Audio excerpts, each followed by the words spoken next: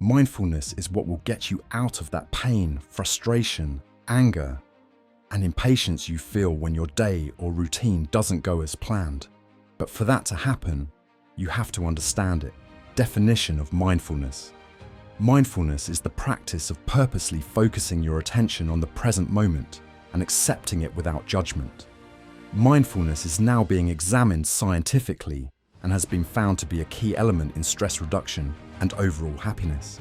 It has been used to refer to a psychological state of awareness, the practices that promote this awareness, a mode of processing information, and a character trait. Mindfulness is also described as a moment-to-moment awareness of one's experience without judgment. In this sense, mindfulness is a state and not a trait. Mindfulness practices for daily living. Imagine being able to control your day, your feelings, your emotions, and reactions all at once. Now that's where mindfulness practices come in. It is a daily process that you start with a mindful wake-up. On waking, sit in your bed or a chair in a comfortable position. Close your eyes and connect with the sensations of your seated body. Make sure your spine is straight, but not rigid. Take 3 long, deep, nourishing breaths, breathing in through your nose and out through your mouth. Then let your breath settle into its own rhythm as you simply follow it in and out, noticing the rise and fall of your chest and belly as you breathe. If you find that you have a wandering mind or negative thoughts, simply return to the breath. After a mindful wake-up, set your intention for the day. Look in the mirror and say to yourself, "Today I will be kind to myself. I will be patient with others. I will give generously. I will stay grounded. I will persevere, have fun, eat well, and do anything else that is important to me." Try as much as possible to keep it positive while speaking kindly to yourself. Throughout the day, check in with yourself. Pause, take a breath, and revisit your intention. Simply observe, as you become more and more conscious of your intentions for each day, how the quality of your communications, relationships, and mood shifts. Engage in basic mindfulness meditation by sitting quietly on a straight-back chair or cross-legged on the floor. Then focus on an aspect of your breathing, such as the sensations of air flowing into your nostrils and out of your mouth, or your belly rising and falling as you inhale and exhale. Once you've narrowed your concentration in this way, begin to affirm positive words or mantras that you repeat silently. If you don't know what to say, try this. I am enough. I am confident. I love and accept myself. I am beautiful inside and out. My body is perfect just the way it is. I am capable of achieving my goals. I radiate love and positivity. I am worthy of love and respect. I'm capable of facing any challenges. Allow the thoughts that flow during this process to come and go without judgment, and keep your focus on breathing and saying your mantra. Notice subtle body sensations, such as an itch or tingling, without judgment, and let them pass. Notice each part of your body in succession from head to toe. Notice sights, sounds, smells, tastes, and touches. Name them sight, sound, smell, taste, or touch without judgment, and let them go. Allow emotions to be present without judgment. Practice a steady and relaxed naming of emotions: joy, anger, frustration. Accept the presence of the emotions without judgment and let them go. Rewire your brain. It's estimated that 95% of our behavior runs on autopilot, something called fast brain. That's because neural networks underlie all of our habits, reducing our millions of sensory inputs per second into manageable shortcuts so we can function in this crazy world. These default brain signals are like signaling superhighways, so efficient that they often cause us to relapse into old behaviors before we remember what we meant to do instead. Mindfulness is the exact opposite of these processes, as it is slow brain.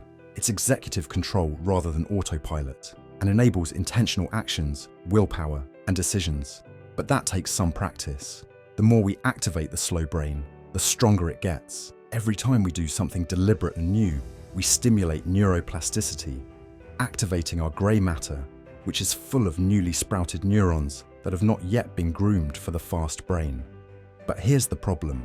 While my slow brain knows what is best for me, my fast brain is causing me to shortcut my way through life. So how can we trigger ourselves to be mindful when we need it most? This is where the notion of behavior design comes in. It's a way to put your slow brain in the driver's seat. There are two ways to do that. First, slowing down the fast brain by putting obstacles in its way. And second, removing obstacles in the path of the slow brain so it can gain control. Stay in the present.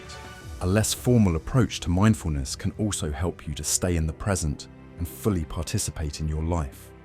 You can choose any task or moment to practice informal mindfulness, whether you're eating, showering, walking, touching a partner, or playing with a child or grandchild. Attending to these points will help. Start by bringing your attention to the sensations in your body. Breathe in through your nose, allowing the air downward into your lower belly. Let your abdomen expand fully. Now breathe out through your mouth. Notice the sensations of each inhalation and exhalation. Proceed with the task at hand slowly and with full deliberation.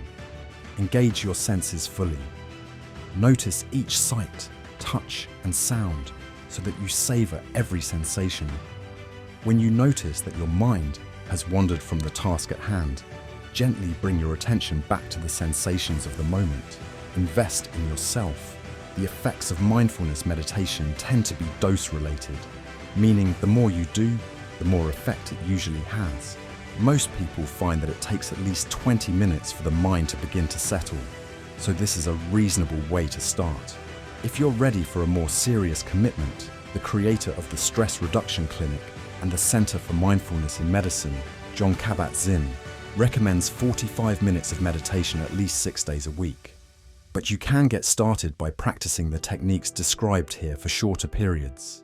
In other words, you can also benefit from the support of an instructor or group to answer questions and help you stay motivated. Look for someone using meditation in a way compatible with your beliefs and goals. If you have a medical condition, you may prefer a medically oriented program that incorporates meditation. Ask your physician or hospital about local groups. Insurance companies increasingly cover the cost of meditation instruction. How mindfulness practices can reduce stress and improve overall well-being. After doing this for a period of time, you will be amazed at the changes you start experiencing. Mindfulness really improves well-being. Increasing your capacity for mindfulness supports many attitudes that contribute to a satisfied life. Being mindful makes it easier to savor the pleasures in life as they occur, helps you become fully engaged in activities, and creates a greater capacity to deal with adverse events. By focusing on the here and now, many people who practice mindfulness find that they are less likely to get caught up in worries about the future or regrets over the past, are less preoccupied with concerns about success and self-esteem, and are better able to form deep connections with others. Mindfulness also improves physical health. If greater well-being isn't enough of an incentive, scientists have discovered that mindfulness techniques help improve physical health in a number of ways.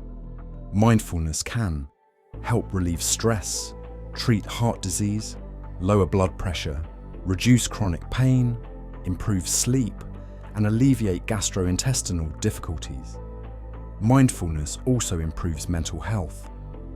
In recent years, psychotherapists, both in person and via online therapy platforms, have turned to mindfulness meditation as an important element in the treatment of a number of problems, including depression, substance abuse, eating disorders, couples conflicts, anxiety disorders, and obsessive-compulsive disorder. Relationship satisfaction.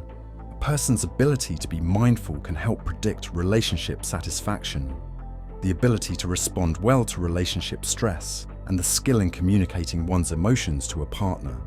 Empirical evidence also suggests that mindfulness protects against the emotionally stressful effects of relationship conflict.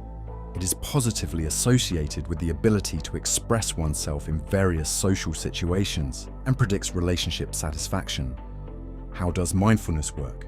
Some experts believe that mindfulness works, in part, by helping people to accept their experiences and painful emotions, rather than react to them with aversion and avoidance. It's become increasingly common for mindfulness meditation to be combined with psychotherapy, especially cognitive behavioral therapy.